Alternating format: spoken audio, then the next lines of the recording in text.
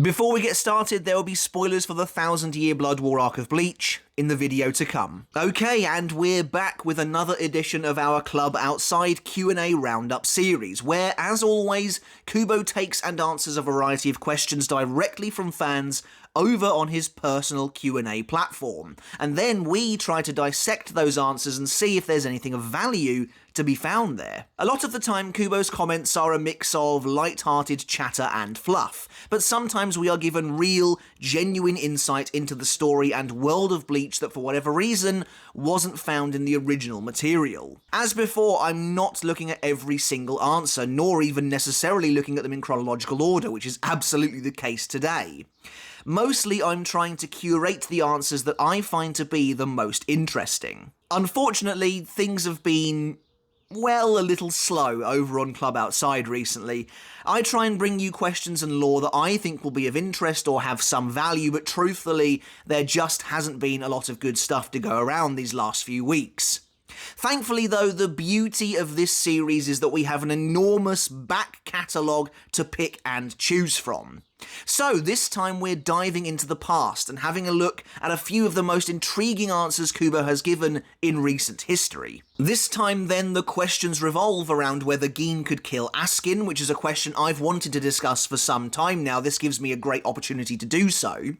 The structure of the Zero Division, Driscoll Bursey's power of the Overkill, and more. We'll kick things off by discussing the biggest answer of the lot, and the one I'm most excited by. A potential showdown between Gin Ichimaru and Askin Naklavar. This time a huge thank you goes out to Reiko for providing the translations to these questions and answers, as well as cataloguing them all too. So, let's begin. I might be mistaken, but I feel like it's fairly unusual for Kubo to answer questions regarding how a character might fare in battle against another one. And considering this particular matchup involves two of my favourite characters, Askin and Gin, well, how could I pass it up? On paper, the matchup makes sense. Both villains deal in poisonous abilities to some degree, with Askin having the ability to acquire immunity to anything that doesn't kill him immediately, as well as then poison his opponents with any substance.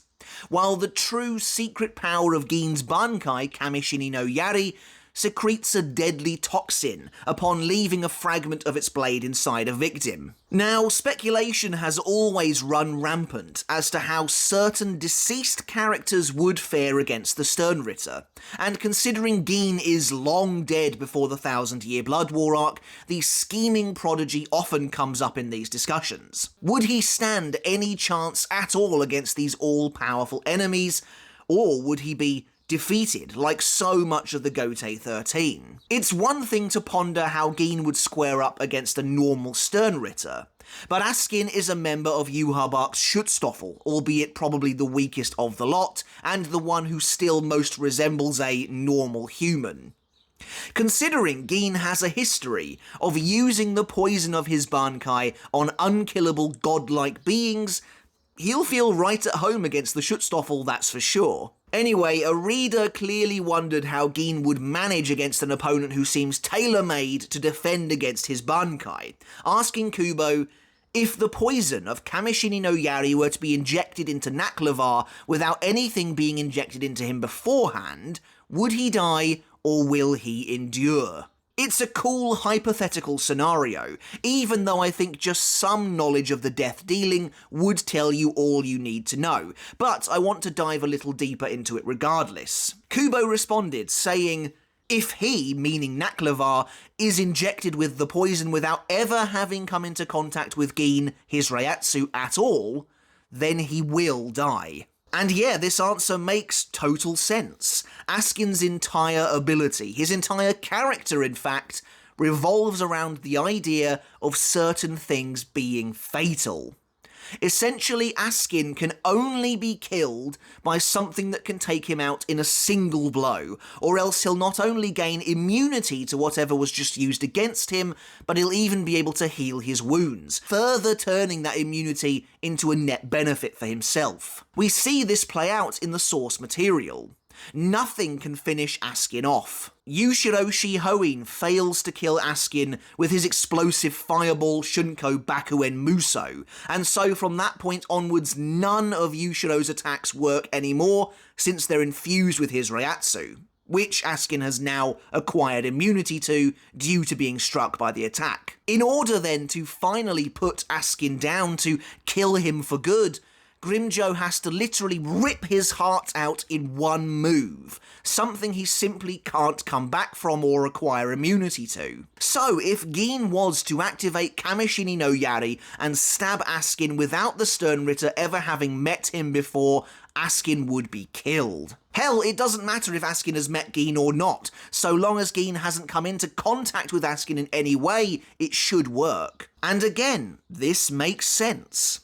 We see that when used against even a transcended Aizen, the poison of Kamishini no Yari was powerful enough to completely tear Aizen's godly body asunder, and absolutely would have killed the villain were it not for the Hogyoku wanting to keep Aizen alive. It didn't seem to matter how powerful Aizen was, Gin's poison worked regardless. If used against Askin in this way, the exact same outcome would occur, except Askin wouldn't be getting back up again. Interestingly, this would also apply to Askin were he using his Volsten dish as well. Hashane has a really weird central ability in my opinion, one that was clearly only created to specifically counter Yoruichi's shifting Reiatsu while in her Kokubyo Senbi form, which in itself was designed to counter the death dealing in base. But Askin's Volsten dish allows him to adapt to the changes in Reiatsu too. So, where Yoruichi's Reiatsu would change too quickly for Askin in base to garner immunity, his Volsten dish can do so instantly, and to all changes in Reiatsu as well. But that still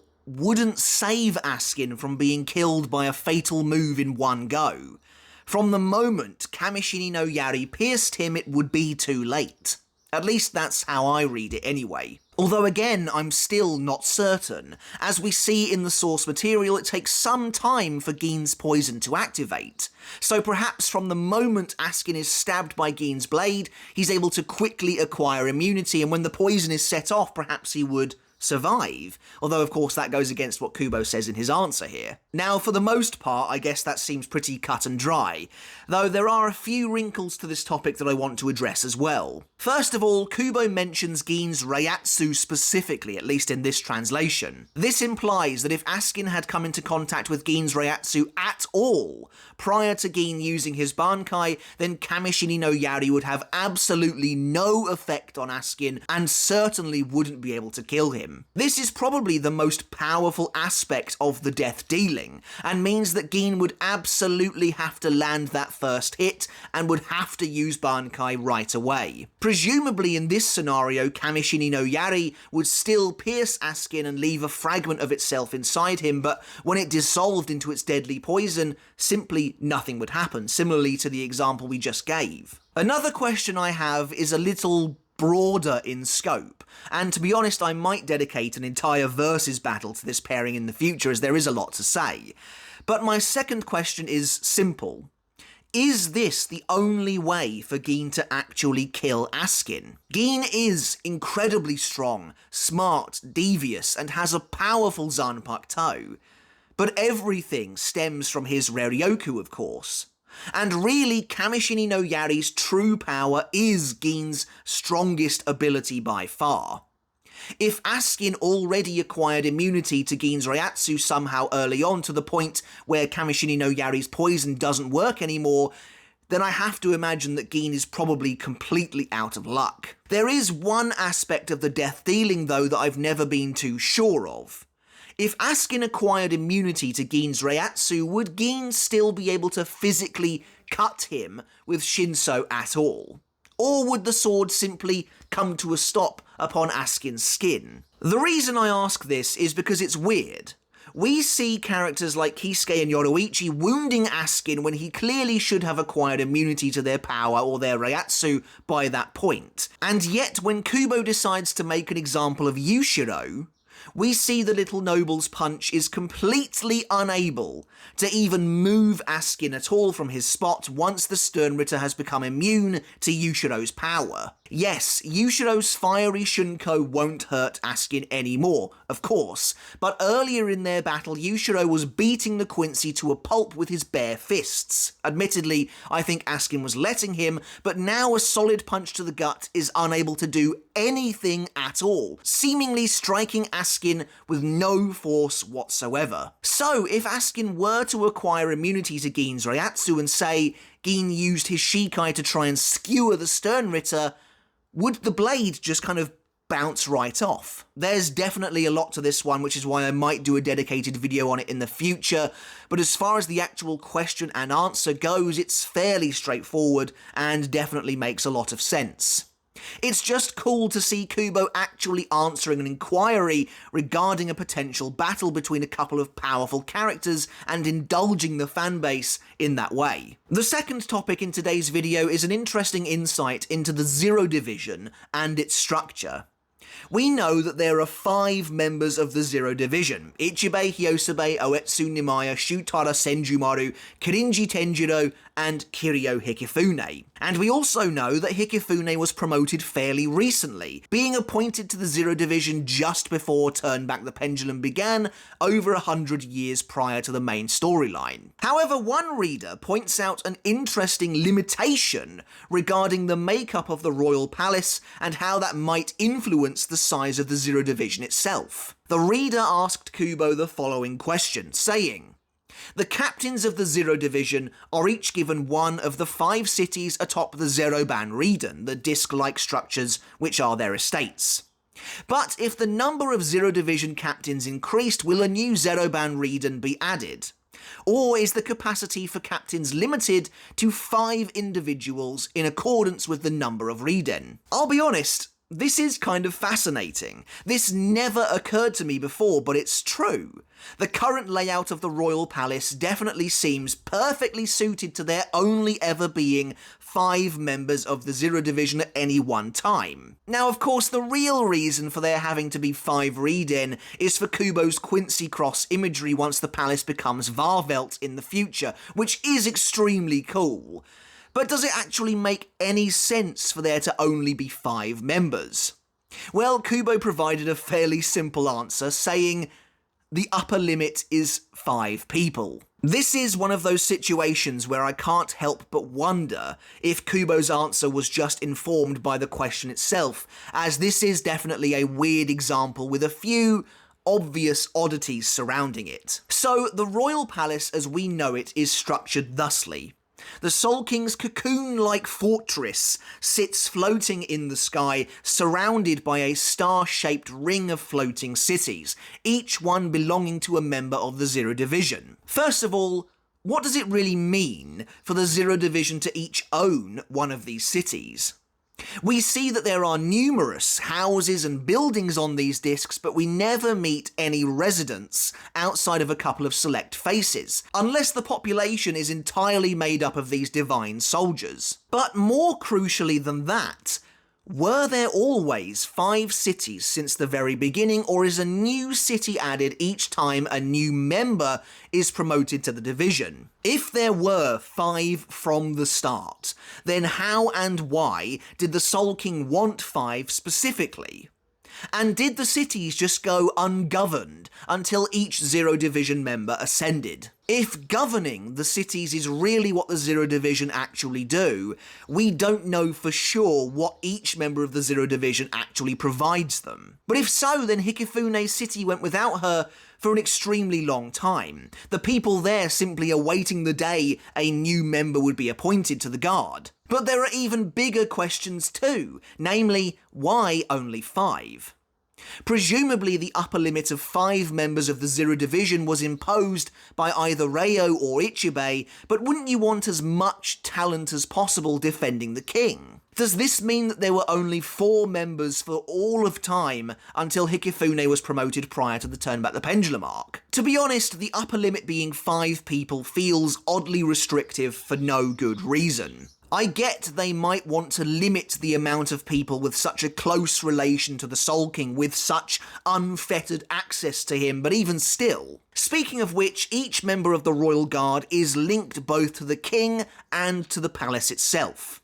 But with the advent of Hikifune joining them, they're now totally out of space apparently. So what happens if they come across someone else they'd rather have as part of the division? Do they have to kick a member out?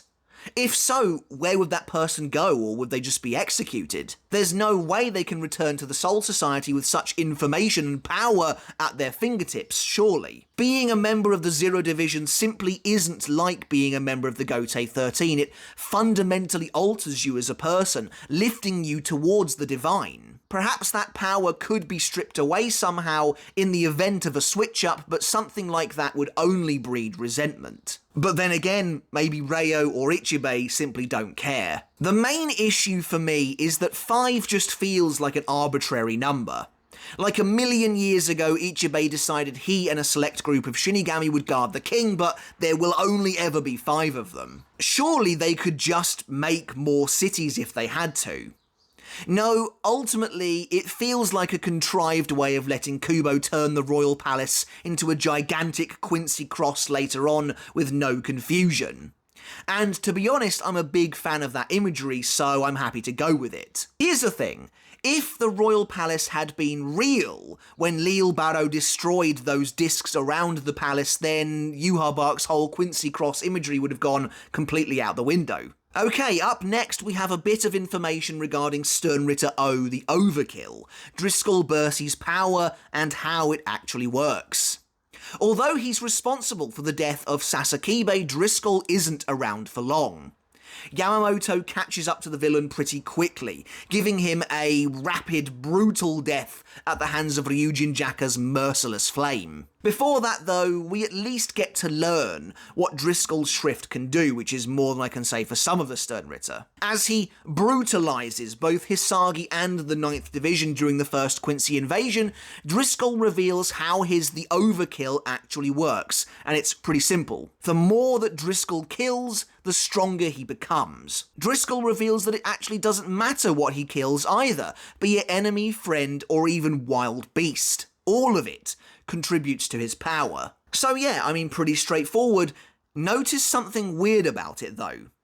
As an ability, it is extremely vague and nebulous when it comes to the details. Kubo gave us just enough to know what this guy's all about, but didn't delve into the specifics at all. When Driscoll says he becomes stronger, what does that entail? Does his raw physical strength increase with each being he kills, or is it the power of his gigantic Quincy arrows that gets a boost? Or maybe it's both. Maybe this strength increase is a blanket rise that covers Driscoll and everything that comes with him. Mask de Masculine is a little bit similar in how vague and nebulous the boosts he receives actually are. It's also impossible to know how powerful Driscoll is before he's been powered up at all, after he resets to 0.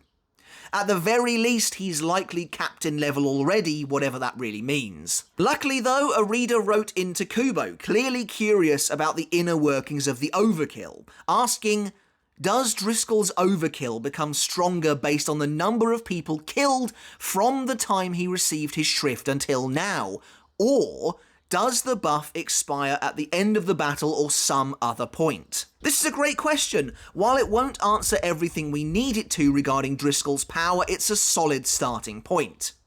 And Kubo responded by saying, the buff is removed by sleeping, eating, or a loss of consciousness. Okay, well, as an answer, that's actually a little surprising, to be honest. So, the Overkill does indeed expire, eventually reverting Driscoll back to whatever his base strength actually is.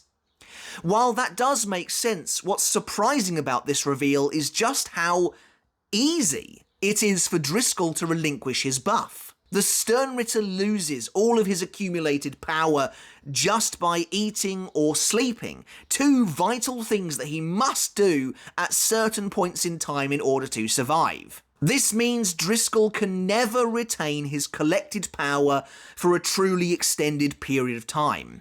But I think that works because that encourages aggression on Driscoll's part. If he knows he's going to lose all of his collected strength the moment he eats anything, then it stands to reason that it's best for him to just go around killing as much as he possibly can, as fast as he can, in each interval. I will say, though, that I don't think Chapter 503, where we learn what Driscoll's Shrift is, actually supports this answer. When explaining the overkill to Hisagi, Driscoll says, "I killed at least 100 since I got here today, and 100 the last time I was here." Now, while that quote doesn't directly confirm anything, to me it reads like the kills stack over time. Why else would he bother mentioning the last invasion in relation to how his power works? It's like he's saying, look, I get stronger and stronger by killing people, I killed 100 this time around, and I've already killed 100 last time too. That gives me 200 people's worth of strength. But unless Driscoll didn't sleep or eat at all during the gap in attacks, which to be fair is absolutely possible, then he's already lost and had to reaccumulate the power he had when he killed Sasakibe. I'll be honest as well, I think this revelation makes Driscoll a lot weaker than perhaps originally thought. Again, the specifics are hard to come by. How powerful does killing 100 officers actually make Driscoll? Strong enough to kill a vice captain with one of his enormous javelins, apparently, but I wonder what really goes into that. Could Driscoll have easily killed Sasakibe in base, or does he need to kill 100 officers to reach a point where he thinks he can reliably do so? At the very least, if Driscoll is casually murdering hundreds of Shinigami each time he arrives, then he's considerably more powerful than your average officer while in base, but you didn't need me to tell you that much. I wonder if the overkill works on a hierarchy at all. Like, does Driscoll receive more power for killing a vice captain than a regular officer? Or for killing a captain than a vice captain? Perhaps it depends on how much Ryoryoku his victim had. Say, for example, Driscoll had somehow, in an alternate reality, managed to kill Yamamoto. Would his power absolutely skyrocket as a result, or is it a flat rate of increase per kill? If that's the case, then maybe Driscoll didn't sleep or eat after killing Sasakibe in order to retain his power up for the next fight. It's in wartime situations like that where the limitations of this new reveal come to the forefront. Driscoll would have known a true first invasion was rapidly approaching not long after his initial assault on the Soul Society. So he's left with a decision to make in the downtime. Do I rest and eat and lose my power going into this next fight, or do I stave off sleep and hunger and keep that strength for the oncoming battle? This is, of course, assuming Driscoll is still a normal human in some sense and still needs to eat and sleep, although, of course, a soul with some kind of spiritual power still needs to eat. That's how you determine they have strength in the first place, so I'm assuming Driscoll does need to do these things. It's not a great choice to have to make, let's face it. I assume this limitation was put in place by Yhwach to prevent there from being a Sternritter who could essentially increase his power limitlessly. But then again, Gremmy has the Visionary, which has no limits whatsoever, so that seems a little unfair. Maybe it's to discourage Driscoll from killing his fellow comrades. Don't forget as well that Hisagi is fighting Driscoll briefly before Yamamoto arrives, and Driscoll is completely dominating the vice captain to the point where Hisagi has just no idea how to overcome him. This implies that killing 100 officers puts Driscoll way above vice captain level, and a skilled vice captain at that, and firmly into the captain class. Though again, that's not too surprising, as the 12th Division noted he had captain class Reiatsu upon his arrival. Regardless, this is another cool answer, and while there are still a few specifics missing regarding the overkill, we definitely have a slightly better idea of its limitations now. And finally, we're ending on a question regarding the Zanpakutō. It's funny, having done this series for a little while now, the Zanpakutō is absolutely one of the most popular topics to be asked about. Or at least it feels that way anyway. But Kubo is asked by a reader about retired Zanpakutō, saying, "What will happen to the returned Zanpakutō of Shinigami who have left their position in the Gotei 13? Will Oetsu turn them into a Sauchi again? It's an interesting question, though someone leaving the Gotei 13 is very unusual. As Kisuke tells Hiyori, the Gotei 13 doesn't technically allow people to resign. You're allowed to take a leave of absence for a personal matter, or you can be expelled, but there's no such thing as resignation. Once you're a member of the Gotei 13, it's for life. We do, however, see a few examples of Shinigami completely disappearing from the Gotei 13. Ginrei Kuchiki hasn't been seen since Turn Back the Pendulum, so it's highly possible he's dead. An even better example, however, is Omaida's father, Morenoshin, who does appear to have just left the Gotei 13 somehow and is now living out his life growing fat off his wealth. But anyway, Kubo responds, saying, after being stored for a fixed period of time, they are returned to Oetsu and made into a Sauchi again. The length of this fixed period depends on the owner. So, first of all, Kubo's final comment. What does it mean? Presumably, it depends on the ranking of the individual. Those of higher stature are given more leeway to return and collect their Zanpakutō again. For example, if a captain has to leave, their Zanpakutō is unlikely to be retired and recycled quite as quickly as, say, an unseated officer. But it's a weird situation anyway. I guess it makes sense that Shinigami who leave their positions through whatever means aren't allowed to take their Zanpakutō with them, but for those blades to just be collected and then eventually recycled is odd. It feels unnecessary. Especially when you consider what's actually happening there. When Oetsu takes a blade and turns it back into an Asauchi, presumably he has to extinguish the Zanpakutō spirit currently dwelling within it. Now, this is a whole topic unto itself, but we don't really know what happens to a Zanpakutō spirit when someone dies. You would think they die as well. So, when Sasakibe was killed, Gonryumaru presumably disappeared also, leaving nothing but an empty blade to be recycled eventually. The same goes then for the likes of Minazuki or Sogyo no Kotowari, though considering Ukitake appears to be wielding Sogyo no Kotowari in hell, perhaps captains take their Zanpakutō spirits with them upon death. This is definitely a weird one. I think we need better clarification on what left their position actually entails. If it's simply talking about someone dying, then of course their blades would be recycled after a while, I suppose. But considering there are so few means for actually leaving the Gotei, it's hard to know for sure what's being talked about. Alright, but that's it for another iteration of our Klub Outside Q&A roundup. As always, I really hope you enjoyed it and got some value out of the answers given here. Which answer was your favourite? Which one did you find the most interesting? Was it Gin trying to kill Askin Naklavar with his bankai Kamishini no Yari? Was it Driscoll Bercy's power of the Overkill having some limitations attached to it? Perhaps it was learning about the upper limit of members of the Zero Division and how that correlates with the cities in the sky? Or maybe it was the retired Zanpakutō. No matter what it was, I'd love to hear your thoughts down in the comments below. And as always, I want to end the video by saying a massive thank you and giving a huge shout out to my wonderful supporters over on Patreon. If you also want to support the channel, you can do that by visiting the Patreon link in the description below to get your name in the credits like this and to get every video I release absolutely ad-free. Alright guys, but until next time, I'll catch you later, and I'll see you then.